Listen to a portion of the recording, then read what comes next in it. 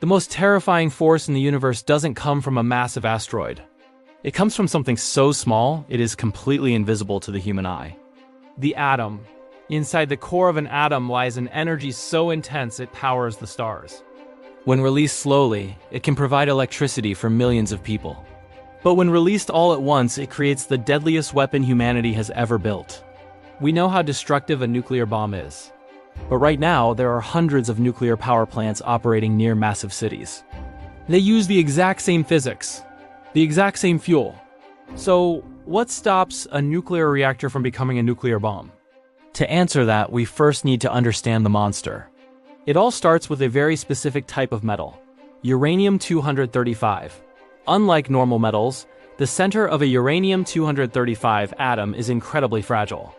It is like a massive, overstretched rubber band just waiting to snap. To break it, scientists don't use explosives.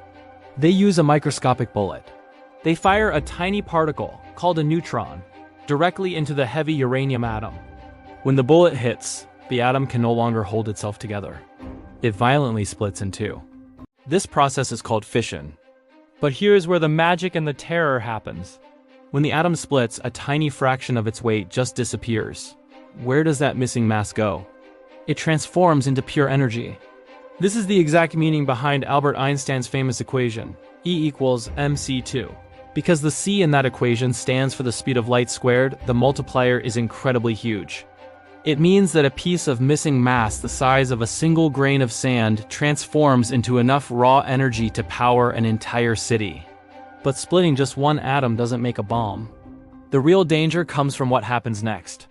The domino effect. When that first uranium atom splits, it doesn't just release energy, it also spits out 2 or 3 new neutrons. One atom splits and triggers 2. 2 trigger 4. 4 trigger 8. 16. 32.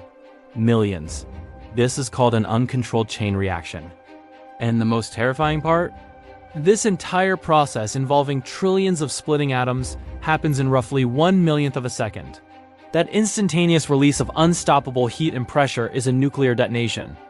Inside a bomb, the core is designed to make this chain reaction happen as fast as physically possible. Nothing slows it down. But inside a nuclear reactor, this exact same chain reaction is happening right now. Millions of atoms are splitting. Bullets are flying. So if the physics are exactly the same, why doesn't the power plant explode? In a bomb, the goal is to let the dominoes fall out of control. But inside a power plant, engineers have built a cage for the monster. And it all comes down to one single mechanism, the brakes. If you look inside a nuclear reactor core, you won't just find uranium. You will find control rods. These rods are made of special materials like boron or cadmium, and they act like microscopic sponges. When engineers lower the control rods into the reactor, these rods swallow the extra bullets.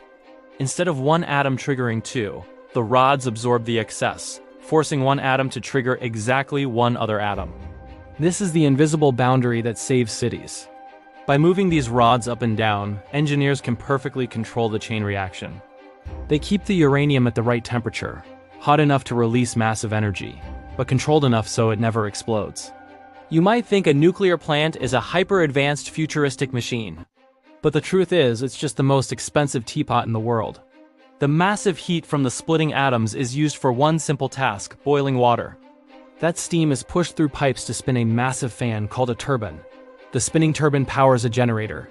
No magic. Just water, steam, and spinning magnets powered by the core of an atom. But what happens if the brakes fail? If the uranium gets too hot, the metal inside the reactor can melt into a radioactive lava. Even in a meltdown, it wouldn't create a nuclear blast like a bomb, but it would release massive amounts of deadly radiation.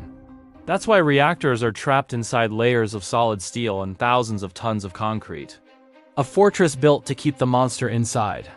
Science is completely neutral. The universe just provides the power. It is human engineering that decides if we destroy a city or light it up. If you want to understand the hidden engineering of our world, make sure to subscribe. We are just getting started.